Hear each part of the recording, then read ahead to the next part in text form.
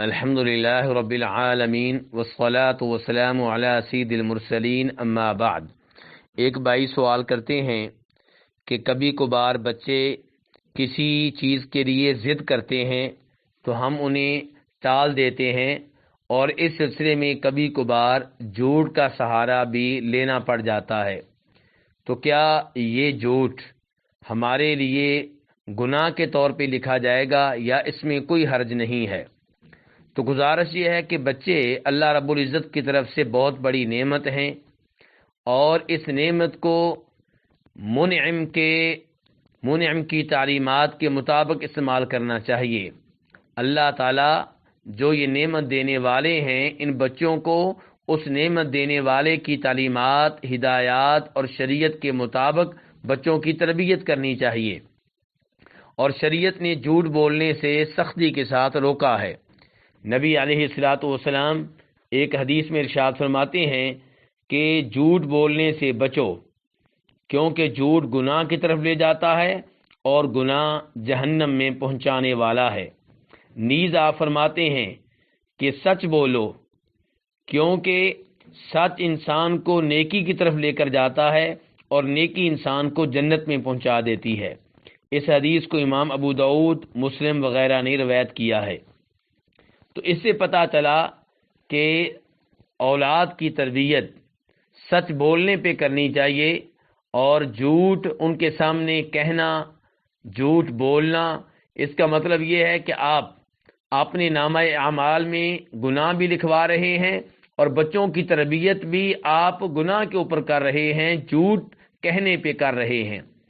اور اس انداز سے بچے کے دل میں والدین کا اعتماد اور والدین کا بھروسہ یہ بھی ختم ہو جاتا ہے۔ بچے پھر ایسے والدین پہ اعتماد اور بھروسہ نہیں کرتے جن کے بارے میں انہیں معلوم ہو جائے کہ وہ جھوٹ کہتے ہیں، جھوٹ بولتے ہیں۔ نبی علیہ الصلوۃ والسلام ایک حدیث میں فرماتے ہیں، جسے امام ابو داؤد رحمہ اللہ نے روایت کیا ہے اور اسے شیخ البانی رحمہ اللہ نے حسن درجے کا قرار دیا ہے۔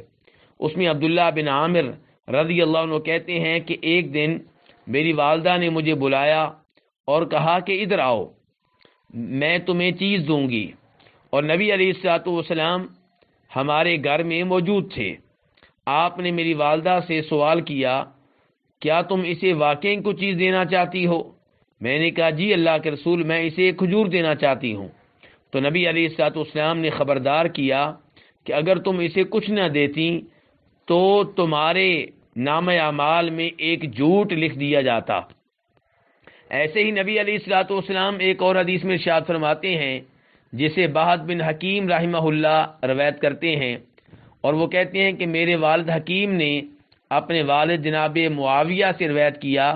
کہ نبی علیہ الصلوۃ والسلام نے فرمایا، ہلاکت ہے اس آدمی کے لیے جو اس لیے جھوٹ بولے